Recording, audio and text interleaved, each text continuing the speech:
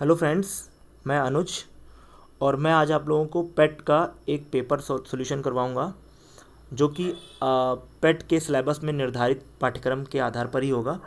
और हम लोग एक पेपर देखेंगे जिसमें 100 क्वेश्चन होंगे और उसमें पहला जो सेक्शन है वो हम लोग जीएस सेक्शन को देखेंगे। उसमें पहला क्वेश्चन है, माउंट आबू स्थित मशहूर दिलवाड़ा मंदिर निम्नलिखित में से किस समुदाय का पवित्र तीर्थ स्थल है? तो इसका राइट आंसर बी होगा, जैन धर्म से संबंधित दिलवाड़ा मंदिर है। इसके बारे में अगर कुछ कथन हमको याद करने हो जो आपके एग्ज़ाम में बन सकते हैं, वो क्वेश्चन ये बन सकता है कि माउंट आबू कहाँ है, तो वो राजस्थान में है। ये एक टूरिस्ट डेस्टिनेशन प्लेस है सर। ये अरावली रेंज में स्थित है, तो इसलिए ये जो है आपके वाइट संगमरमर को काट करके बनाया गया है। वाइट संगमरमर से दिलवाड़ा मंदिर बनाया गया है। कहते हैं कि भीमदेव प्रथम जो थे, और भीमदेव प्रथम जो कि चालुक्य शासक हैं, और उन्हीं के एक सामंत हैं जिनका नाम विमल शाह है। तो विमल शाह सर ने इसको बनवाया था। तो याद रखिएगा, चालुक्य शासक भीमदेव प्रथम के सामंत विमल शाह ने इसको बनवाया था।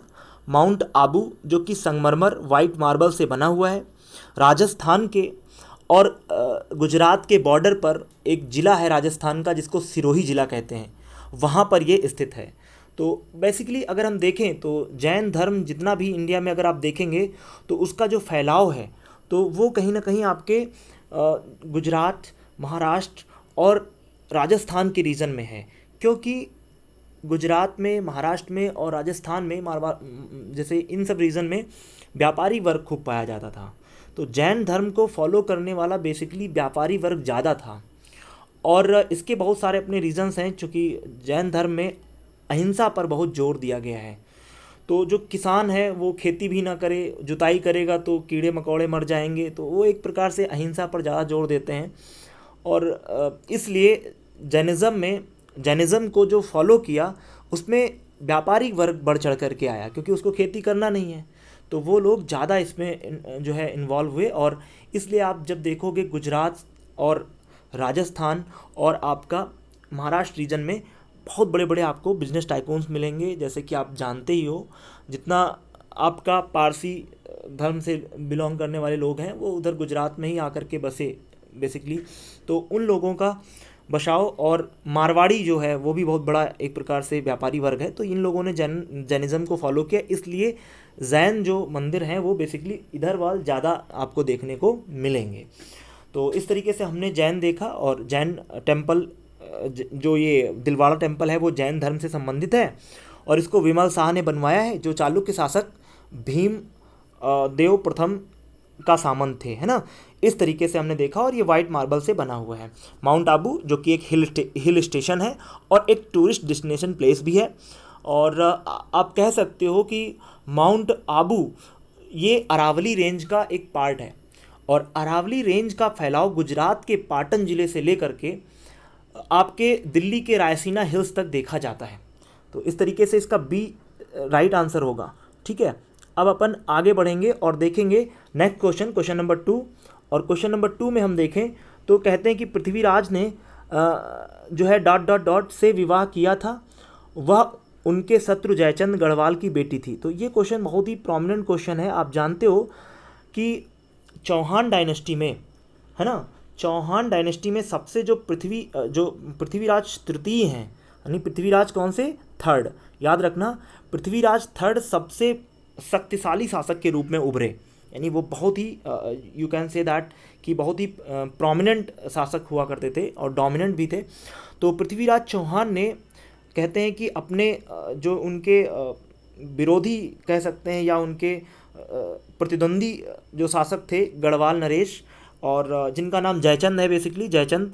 तो जयचंद की जो लड़की है उसका नाम संयोगिता है। तो उसको पृथ्वीराज चौहान ने स्वयंवर से उठा लिया था। तो यहाँ पर जो राइट आंसर होगा वो Sanyogita is the right answer, C यहाँ पर राइट आंसर होगा। तो अपन थर्ड क्वेश्चन देखेंगे, और थर्ड क्वेश्चन में देखिए यहाँ पर लिखा हुआ है चालुक्य वंश का सबसे महान शासक कौन था। तो यहाँ पर आप याद रखिएगा, पुलकेशन द्वितीय जो है वो चालुक्य वंश का जो है सबसे महान शासक माना जाता है। और पुलकेशन द्वितीय के शासनकाल का जो विवरण है वो ऐहोल अभिलेख में देखने को मिलता है। तो ऐहोल आपका एक अभिलेख है और उस अभिलेख से पूरा जो है पुलकेशन द्वितीय को वो समर्पित है। And after that question number 4 देखेंगे। ये बहुत ही प्रोमिनेंट क्वेश्चन है और ये वेरियस मतलब एग्जाम्स में ये क्वेश्चन आ चुका है कि पोलो एक प्रकार का क्या है, गेम है और जिसको चौगान कहते हैं, उसको खेलते हुए किस सुल्तान की मृत्यु हो गई। तो इसमें देखिए Qutubuddin Aibak is the right answer. Aibak को पोलो खेलने का बहुत ज़्यादा शौक था और कुतुबुद्दीन ऐबक जो है वो गुलाम डायनेस्टी का फाउंडर है। दिल्ली सल्तनत जब हम पढ़ते हैं तो वहाँ पर 1210 में कहते हैं 1210 में जो है ये घोड़े से क्या खेल रहा है, पोलो खेल रहा है और पोलो घोड़े से गिरने के बाद पोलो खेलते हुए इसकी मृत्यु हो जाती है और इसको लाहौर में दफनाया जाता है। सर कहाँ दफनाया जाता है? लाहौर में इसको दफनाया जाता है। तो ये चीज़ याद रखिएगा। और कुतुबुद्दीन ऐबक के बारे में कहते हैं कि ये गुलाम डायनेस्टी का फाउंडर है, लेकिन रियल फाउंडर अगर पूछा जाए तो इल्तुतमिश को कहा जाता है, जो इसका गुलाम भी है और एक प्रकार से इसका दामाद भी है। तो इल्तुतमिश जो कि रियल फाउंडर है आपका दिल्ली डायनेस्टी का, ये चीज़ आपको याद रखनी है कुतुबुद्दीन के बारे में।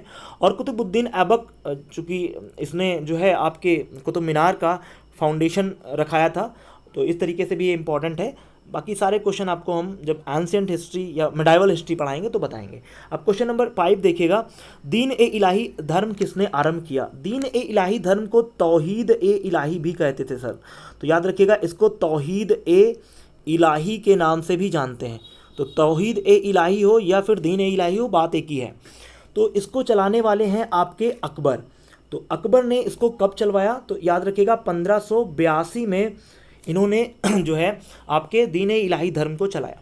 बेसिकली इस धर्म को अकबर ने चलाया था चूँकि वो सूफ़ी से बहुत ज़्यादा प्रभावित था और सूफ़ी लोगों के कहने पर सूफ़ी के अध्यात्म को और बेसिकली धर्म में उसका बहुत रुचि था, तो इसलिए उसने जो है दीन ए इलाही धर्म चलवाया और इसमें सारे धर्मों की जो अच्छाई चीज़ें थी वो उसमें क्या करी, इन्वॉल्व करी। और दीन ए इलाही के बारे में एक इम्पॉर्टेंट पॉइंट आपको यहाँ पर याद रखना है जो काफ़ी आपके एग्जाम में पूछा जाता है, इसको अडॉप्ट करने वाला पहला बंदा कौन था? तो उसमें हम लोग देखते हैं महेश दास को। तो इनका नाम याद रखिएगा, महेश दास। और महेश दास और कोई नहीं है सर, ये आपके महेश दास जो हैं वो कौन है? वो आपके बीरबल हैं। तो बीरबल का जो रियल नेम था वो महेश दास था और महेश दास पहला बंदा है जिसने जो है आपके अकबर के दीन ए इलाही को अडॉप्ट किया। And after that question number 6 देखेंगे और इसमें देख रहे हैं निम्नलिखित में से कौन सा उग्रपंथी नहीं थे। तो यहाँ पर देखिए बाल गंगाधर तिलक, ये बाल लाल पाल का आपने कॉन्सेप्ट पढ़ा होगा, जो उग्रवादी विचारधारा के थे। उनका मानना था कि हम पिटिशन करके, प्रेयर करके, प्रोटेस्ट ले करके अंग्रेज़ों से किसी बात को मनवाएं, इससे कहीं बेहतर है जब देश हमारा है, लैंड हमारी है, तो हम क्यों भीख मांगे।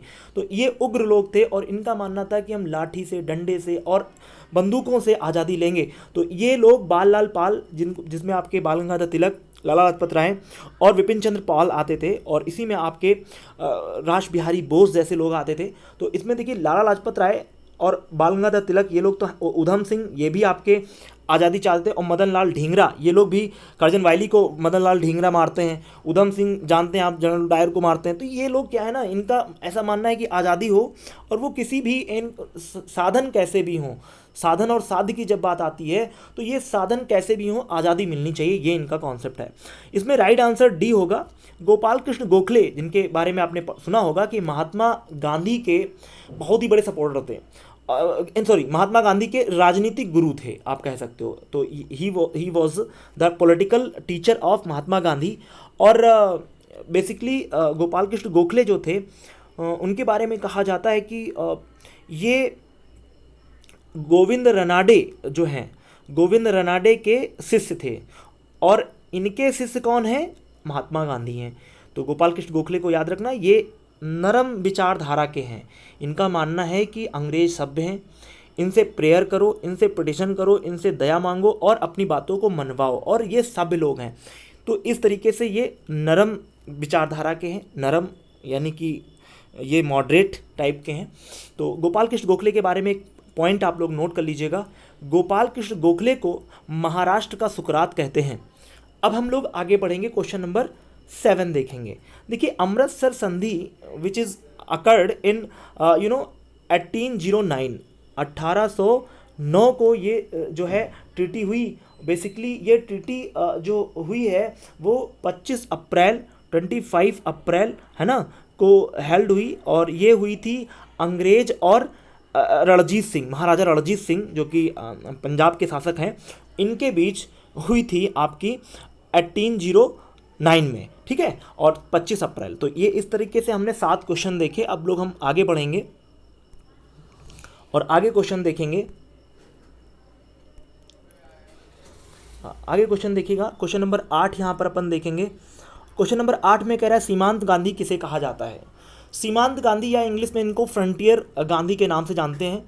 फ्रंटियर गांधी की अगर बात करें तो यहाँ पर खान अब्दुल गफ्फार खान, राइट आंसर क्या हो जाएगा सर? राइट आंसर हो जाएगा आपका सी यानी खान अब्दुल गफ्फार खान। तो खान अब्दुल गफ्फार खान को सीमांत गांधी के नाम से जानते हैं। कुछ बेसिक इंफॉर्मेशन यहाँ पर हम आपको डिस्कस करेंगे और वो आपको पता होनी चाहिए क्योंकि आपके एग्जाम में पूछ लेता है एग्जामिनर। तो खान अब्दुल गफ्फार खान किस मूवमेंट से संबंधित थे, याद रखिएगा। Khan Abdul Gaffar Khan was associated with red T shirt movement, लाल कुर्ती आंदोलन। ये लोग लाल कुर्ती पहनते थे, इसलिए सर इस मूवमेंट को जो है क्या कहते हैं, रेड टी शर्ट मूवमेंट कहते हैं। खान अब्दुल गफ्फार खान के बारे में एक खास बात, इनको सीमांत गांधी या फ्रंटियर गांधी के नाम से जानते हैं। अगर हम बात करें इनकी तो ये गांधी के काफ़ी सपोर्टर थे और 1930 के सिविल डिसओबीडियंस मूवमेंट जो कि गांधी के द्वारा चलाया जा रहा है उससे जुड़ते हैं और गांधी को सपोर्ट करते हैं। तो याद रखिएगा फ्रंटियर गांधी खान अब्दुल गफ्फार खान जो कि सरहदी गांधी के नाम से जाने जाते हैं, और सविनय अवज्ञा आंदोलन उत्तर पश्चिमी सीमा प्रांत में ये अपने इस मूवमेंट को लीड करते हैं। और इनके बारे में खास बात, इस मूवमेंट को खुदाई खिदमतगार आंदोलन भी कहते हैं। इस मूवमेंट को खुदाई खिदमतगार आंदोलन क्यों कहते हैं? क्योंकि ये लोग मानते थे कि खुदा ने इनको भेजा है खिदमत करने के लिए लोगों की, तो इसलिए इसको खुदाई खिदमतगार मूवमेंट के नाम से जानते हैं। कहते हैं भारत का जो सर्वोच्च पदक है जिसको अपन भारत रत्न कहते हैं, जो कि 1954 में स्टार्ट हुआ, बेसिकली डॉक्टर सर्वपल्ली राधाकृष्णन जो कि first vice president of India थे उनको मिला था। तो 1954 का जो भारत रत्न अवार्ड है वो मिला उनको। लेकिन भारत रत्न अगर ये पूछ ले कि पहला विदेशी भारत रत्न पाने वाला अगर कोई बंदा है, चूँकि ये पाकिस्तान में पड़ता ये जो है चले गए थे, पाकिस्तान वाले रीजन में इनका निवास था। बेसिकली ये कभी पाकिस्तान से मिलना नहीं चाह रहे थे, लेकिन पाकिस्तान ने अटैक करके जो पश्चिमी सीमा प्रांत है वो छीन लिया, तो ये उनको वहाँ पे जाना पड़ा और ये पहले पाकिस्तानी मूल के व्यक्ति यानी विदेशी जिनको भारत रत्न से नवाजा गया। अब क्वेश्चन नंबर 9 आता है, याद रखिएगा क्वेश्चन नंबर 9 बहुत ही इंपॉर्टेंट क्वेश्चन है। 1935 के अधिनियम के बारे में निम्नलिखित में से किसने 1935 अधिनियम के बारे में एक जो है कहा था, एक कथन कहा था। उस कथन को बेसिकली पूछता है कि एक कार जिसमें ब्रेक तो है पर इंजन नहीं। तो ये question sir basically Jawaharlal Nehru ने ये कथन कहा था और ये कथन 1935 एक्ट आया। समय समय पर अंग्रेज जो है एक्ट लेकर के आते हैं और उसमें 1935 का जो एक्ट है वो आया और उसके अंतर्गत ये बोला गया किसके द्वारा, जवाहरलाल नेहरू के द्वारा, कि एक कार जिसमें ब्रेक तो है पर इंजन नहीं है। तो क्वेश्चन याद रखना 1935 एक्ट के माध्यम से हमारे कॉन्स्टिट्यूशन में 200 प्लस आर्टिकल्स को जोड़ा गया है। तो ये बहुत ही प्रोमिनेंट एक्ट था। क्वेश्चन नंबर सर 10 देखिए, गणेश महोत्सव और कौन सा महोत्सव सर, एक शिवाजी महोत्सव। 2 महोत्सव बेसिकली स्टार्ट किए गए थे कहाँ पर, महाराष्ट्र में। और ये सर 1893 में पहला गणेश उत्सव चालू हुआ और दूसरा सर 1895 में, कब सर, 1895 में, और ये शिवाजी उत्सव था। ये दोनों उत्सव स्टार्ट करने वाले जो आपके हैं वो हैं आपके बाल गंगाधर तिलक, जिनको भारत का बेताज बादशाह कहते हैं। और कहते हैं इनकी मृत्यु इनकी मृत्यु जो है 1920 में हुई। और 1920 में ही गांधी क्या स्टार्ट करते हैं सर, बताइए। गांधी स्टार्ट कर रहे हैं आपका मूवमेंट जिसका नाम है असहयोग आंदोलन। तो इधर तिलक की मृत्यु होती है और उधर असहयोग आंदोलन चालू होता है। तो गांधी ने एक कथन कहा था लोकमान्य तिलक को लेकर के, जिस कथन को कहा था, ये कथन कभी कभी पूछ लेता है एग्जामिनर। तो लोकमान्य तिलक, लोकमान्य यानी लोगों में जो मान्य है वो लोकमान्य है, बाल गंगाधर तिलक, और इन्हीं को सर कहते हैं बेताज बादशाह भारत का। तो लोकमान्य तिलक के बारे में बेसिकली गांधी ने कहा कि मैंने अपना एक मजबूत पक्ष खो दिया। तो याद रखिएगा कथन किसकी मृत्यु पर बोला गांधी ने, लोकमान्य तिलक की। और 1920 में ही गांधी ने कौन सा मूवमेंट स्टार्ट किया है सर, असहयोग आंदोलन स्टार्ट किया है। अब अपन आते हैं क्वेश्चन नंबर, अच्छा याद रखिएगा लोकमान्य तिलक ने गीता रहस्य नामक पुस्तक लिखी जो मांडले जेल में लिखी थी। मांडले जेल आपकी पड़ती है बर्मा में, और बर्मा जिसको आज अपन कहते हैं कि बर्मा में इन्होंने जो है, बर्मा में मांडले जेल थी जो इरावदी नदी के किनारे है, वहाँ पर इन्होंने जो है ये गीता रहस्य नामक पुस्तक लिखी। काफ़ी फेमस बुक है इनकी, तो इसको याद रखिएगा। और ये मूवमेंट इसे इन्होंने क्यों चलाया, गणेश उत्सव, कहते हैं अंग्रेजों ने बैन कर दिया था कांग्रीगेशन पर, पीपल बहुत सारे लोग एक साथ नहीं आ सकते थे, अंग्रेजों ने बैन कर दिया। तो बाल गंगाधर तिलक ने क्या किया कि जो है लोकमान्य तिलक ने बेसिकली स्टार्ट किया एक मूवमेंट, जिस मूवमेंट का जो है नाम उन्होंने दिया गणेश उत्सव। और वहाँ पर युवा इकट्ठा होते थे, शिवाजी उत्सव, युवा इकट्ठा होते थे और युवाओं को ये ला करके उनमें ओजस्वीपूर्ण भाषण देते थे, जिससे क्या हो सके कि भारत में एक अलख जग सके अंग्रेजों को बाहर करने के लिए।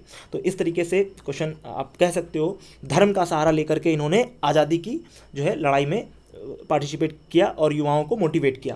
क्वेश्चन नंबर 11 में कह रहा है कि यमुना नदी का उद्गम स्थल बंदरपूछ, आप जानते हो यमुनोत्री ग्लेशियर से निकलती है, ठीक है। अब क्वेश्चन नंबर 12 है सर, क्वेश्चन नंबर 12 कह रहा है कि कौन सा एक सबसे सूखा स्थान है, तो Leh is the right answer. कभी बारिश नहीं होती वहाँ पे लगभग, और एकदम सूखा हुआ ड्राइड है वो। तो इस तरीके से आपने देखा ये क्वेश्चंस। क्वेश्चन नंबर 12 के बाद अपन पहुँचेंगे 13 में। क्वेश्चन नंबर 13 देखो क्या कह रहा है सर, मैच करना है आपको सही। एक तरफ तो सर एक तरफ दिया गया है खनन क्षेत्र, यानी कहाँ से कौन सी माइनिंग होती है और संपदा कौन सी वहाँ से निकाली जाती है। तो इसके लिए अपन क्वेश्चन देखेंगे। सबसे पहला क्वेश्चन देखिए, कालाहांडी उड़ीसा में पड़ता है। जब आप बात करोगे उड़ीसा की, तो उड़ीसा एक राज्य है जो कि बेसिकली आपका पड़ता है यहाँ पे, और यहाँ पर कहते हैं उड़ीसा में एक रीजन है जिसका नाम है कालाहांडी। सर एक केबी के रीजन पड़ता है, इंडिया के मोस्ट बैकवर्ड केबी के रीजन में आते हैं लोग। देखिए बालासोर, इधर देखिए के से आपका कालाहांडी होता है। कालाहांडी में चावल का खूब प्रोडक्शन होता है सर, लेकिन लोग यहाँ पर तब भी भुखमरी के शिकार हैं। और कालाहांडी से ही राजीव गांधी ने एक बार कथन बोला था, यहाँ पर इनकी जो है बैठक, मतलब एक कॉन्फ्रेंस हो रहा था, तो वहाँ पे जो है राजीव गांधी ने बोला कि 1 रुपये जब चलता है दिल्ली से, तो वो जाते जाते, ऐसा कुछ उनका एक कथन है, वो आप देखिएगा। तो कहते हैं कि कालाहांडी उड़ीसा में पड़ता है, और ये सर फेमस है बॉक्साइट के खनन के लिए। और बॉक्साइट जो ओर है एल्यूमिनियम का, याद रखिएगा बॉक्साइट किसका ओर है सर, एल्यूमिनियम का।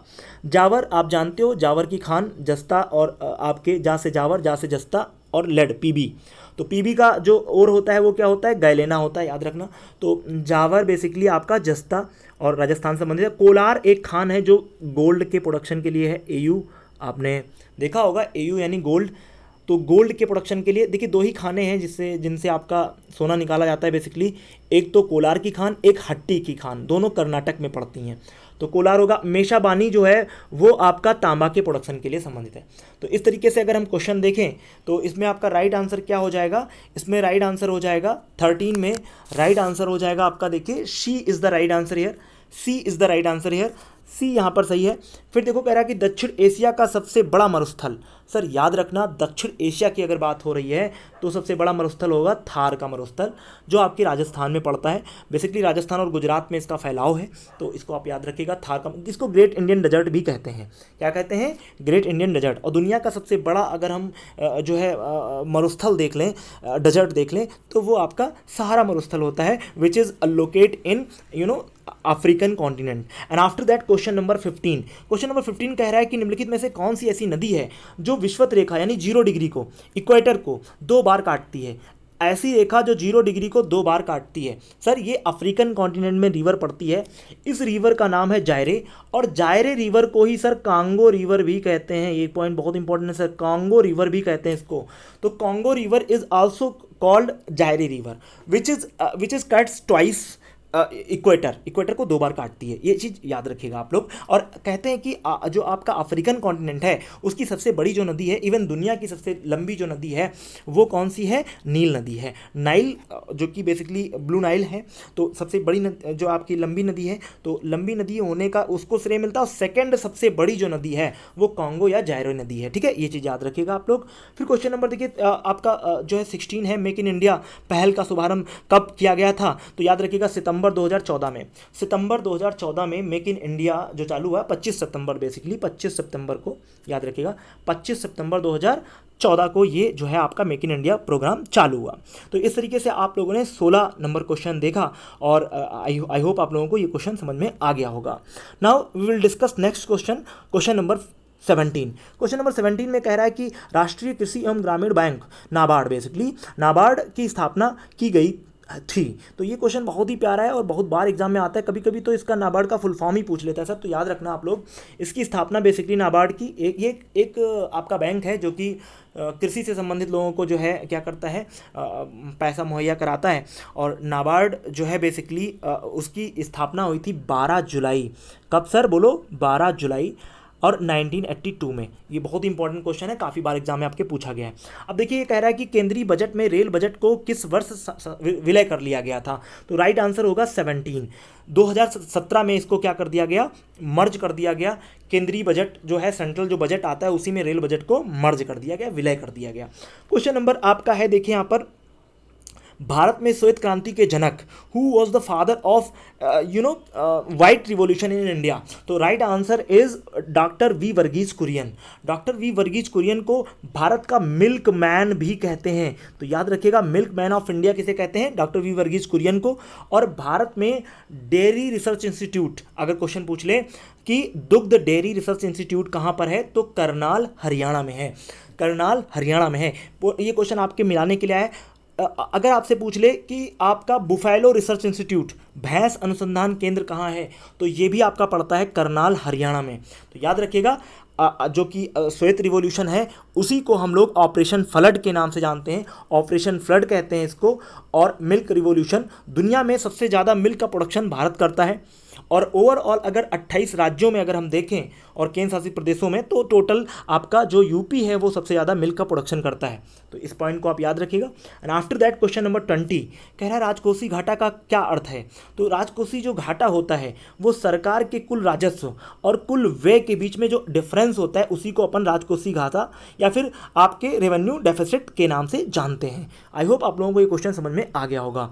नाउ नेक्स्ट क्वेश्चन यहाँ पर डिस्कस करते हैं, क्वेश्चन नंबर 20। बहुत ही प्यारा क्वेश्चन है सर, देखिएगा इस क्वेश्चन को। कह रहा है कि भारतीय संविधान में अवशिष्ट शक्तियाँ, रेसिडुअल्स पावर्स का विचार कहाँ से लिया गया। देखिए हमारे कॉन्स्टिट्यूशन के ऊपर आक्षेप लगता है कि हमारा कॉन्स्टिट्यूशन बारो किया हुआ, उधार लिया हुआ कॉन्स्टिट्यूशन है, लेकिन आप याद रखिएगा हमने हर देश से अच्छी चीज़ों को अडॉप्ट किया। जैसे हमने इमरजेंसी जर्मनी से ली, फंडामेंटल राइट्स हमने यूएसए से उठा लिए, जैसे हम लोग जानते हैं कि 12 नॉमिनेटेड मेंबर ऑफ राज्यसभा ये हमने आयरलैंड से उठा लिया, डीपीएसपी हमने आयरलैंड से उठा लिया, और फंडामेंटल ड्यूटीज़ हमने यूएसएसआर से उठा लिया। इसी तरीके से अगर हम देखें तो यहाँ पर हमने रेसिडुअल पावर्स जो है वो कनाडा से उठाई हैं। कहाँ से? कनाडा से। तो राइट आंसर सर क्या हो जाएगा इसका, बोलिए इसका राइट आंसर क्या हो जाएगा क्लास। अगर इसका राइट आंसर पूछेगा तो अपन क्या बताएंगे, ये हम उठाएंगे कनाडा से। तो आई होप आप लोगों को ये क्वेश्चन समझ में आ गया होगा। अब हम देखेंगे नेक्स्ट क्वेश्चन, और नेक्स्ट क्वेश्चन में यहाँ पर देखिएगा, और Canada is the right answer. Question number 22 कह रहा है संविधान का कौन सा भाग संविधान संशोधनों से संबंधित है, यानी कॉन्स्टिट्यूशनल अमेंडमेंट से संबंधित है। तो कॉन्स्टिट्यूशन अमेंडमेंट क्या होते हैं, संविधान में संशोधन किया जा सकता है, तो उसके लिए आपका पार्ट नंबर 20 जो है, ये देखिए रोमन संख्याओं में बेसिकली मिलेंगे आपको। तो पार्ट नंबर 20 में संविधान संशोधन की बात की गई है। इवन पार्ट नंबर 20 में ही बताया गया है किस तरीके से संविधान में संशोधन हो सकता है। और जो अनुच्छेद 368 है आर्टिकल 368 में, यानी आर्टिकल 368 में जो है आपका मेंशन किया गया है कि किस तरीके से संविधान का संशोधन करने की जो संसद की शक्ति और उसके लिए जो प्रक्रिया या उल्लेख है उसको मेंशन किया गया है। तो आई होप आप लोगों को क्वेश्चन समझ में आ गया होगा। क्वेश्चन नंबर 23 देखिएगा, उत्तर प्रदेश की प्रथम महिला मुख्यमंत्री कौन थी। क्वेश्चन बहुत ही सिंपल है sir, Sucheta Kripalani is the right answer, और आंसर लिख लीजिएगा 1963 में। सर 1963 में उत्तर प्रदेश की पहली महिला जो मुख्यमंत्री हैं वो सुचेता कृपलानी को बनाया गया। इवन इंडिया में किसी भी राज्य की पहली महिला जो मुख्यमंत्री हैं वो सुचेता कृपलानी हैं। और अगर क्वेश्चन ये पूछ ले कि पहली महिला राज्यपाल, तो वो सरोजिनी नायडू होंगी। और पहली महिला आईएनसी की अध्यक्ष कब? 1925 में। कहाँ पर? कानपुर अधिवेशन हुआ इंडियन नेशनल कांग्रेस का, वहाँ पर पहली भारतीय महिला होने का जो श्रेय है वो आपको भारत कोकिला, क्या नाम है उनका, सरोजिनी नायडू को जाता है। याद रखना, भारत कोकिला सरोजिनी नायडू और स्वर कोकिला लता मंगेशकर।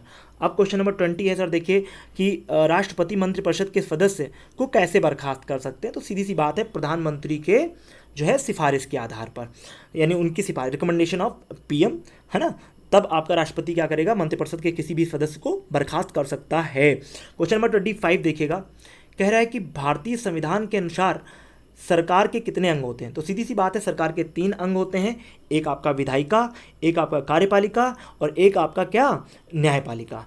अब क्वेश्चन नंबर 26 देखिएगा, कह रहा है डायोप्टर निम्नलिखित में से किसका एसआई यूनिट है। तो आप जानते हो P बराबर क्या होता है सर, 1/f, जहाँ पर f जो है वो फोकल लेंथ है, P यहाँ पर जो है आपकी लेंस की क्षमता है, पावर है, और यहीं पर आप P जो लेंस की क्षमता है डायोप्टर, ये आप C is the right answer. तो आई होप आप लोगों को कुछ क्वेश्चन समझ में आ रहे होंगे। अपन नेक्स्ट बढ़ेंगे, अगला क्वेश्चन देखेंगे।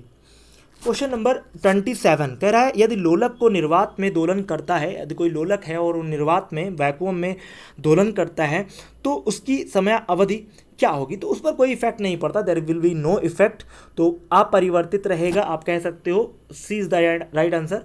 क्वेश्चन नंबर 28 कह रहा है, बेकिंग सोडा का रासायनिक नाम क्या है। याद रखना, अगर बेकिंग की बात करें तो याद रखना ये होता है NaHCO3। क्या होता है सर, NaHCO3। तो याद रखिएगा NaHCO3, H जो है वो हाइड्रोजन को बिलोंग करता है, तो सोडियम, ये Na क्या है, सोडियम है।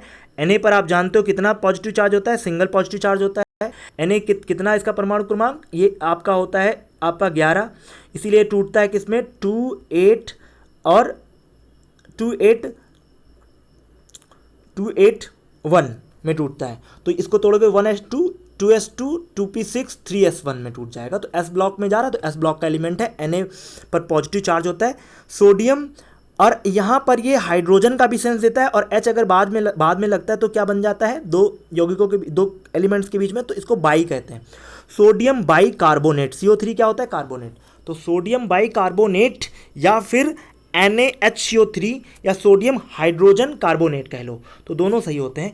और ये सर बेकिंग सोडा के नाम से भी जाना जाता है, खाने वाला सोडा कहते हैं इसको। अगर आप देखो कभी रसगुल्लों में, उनमें जो रसगुल्ले होते हैं या फिर जो उनमें क्या करते हैं, सोडा मिलाया जाता है, तो सोडे से क्या होता है, उसका फूल जाता है वो, है ना। तो इस तरीके से अपन क्या कहेंगे, बेकिंग सोडा खाने वाला सोडा होता है, सोडियम बाइकार्बोनेट या फिर सोडियम हाइड्रोजन कार्बोनेट के नाम से जानते हैं। क्वेश्चन नंबर 29 सर, याद रखिएगा, इसमें आप देख रहे हो कि विटामिन की कमी से कौन सा रोग होता है, नियासिन, जो विटामिन B कॉम्प्लेक्स, यानी ये B3 का सर है, ये याद रखिएगा, नियासिन किसका है, B3 का है, तो B3 कॉम्प्लेक्स ग्रुप का है, और B3 से पेलाग्रा, याद रखिएगा पेलाग्रा नामक बीमारी होती है। और आप जानते हैं कि बहुत ही फेमस आपका एक B का ही है, B12, जिसको अपन कहते हैं साइनोकोबालामीन B12, है ना, याद रखिएगा उसको कहते हैं। और आप जानते हो इसमें आपका कोबाल्ट 60 जो एक होता है, कोबाल्ट 60 पाया जाता है, और कोबाल्ट 60 जो होता है वो कैंसर के उपचार में यूज़ होता है, तो वो आप याद रखिएगा। क्वेश्चन नंबर 30, ये एक आपका सीक्वेंस पूछ रखा है उसने कि निम्नलिखित में से कौन सा एक सही खाद्य श्रृंखला को दर्शाता है। तो question number 30 is the most important question. आप जानते हो एक खाद्य श्रृंखला फूड चेन बनती है, और उस फूड चेन में आप देखो यहाँ पर कि आप जानते हो कि घास जो होती है वो उत्पादक है, घास को कीट खाते हैं, कीट को मेढक खाते हैं, मेढक को सर्प खाते हैं, और सर्प को गरुड़ खाता है। तो ये एक सीक्वेंस बन जाता है आपकी खाद्य श्रृंखला का, तो राइट आंसर B हो जाएगा। इस तरीके से हमने 30 क्वेश्चन देखें। अब हम इसका अगला वीडियो लेकर के आएंगे जहाँ पर हम करंट के क्वेश्चन देखेंगे, और उसके साथ साथ हम लोग हिंदी और इंग्लिश को देखने का प्रयास करेंगे। फिर मैथ्स रह जाएगा, तो नॉर्मल वे में हम उसको डिस्कस करेंगे। आई होप आपको ये क्वेश्चन समझ में आए होंगे। अगर आपको क्वेश्चन समझ में आए तो आप लोग कमेंट करिएगा। अगर कोई फॉल्ट है या फिर आपको कुछ समझ में नहीं आया है, आप पूछ सकते हो कमेंट में।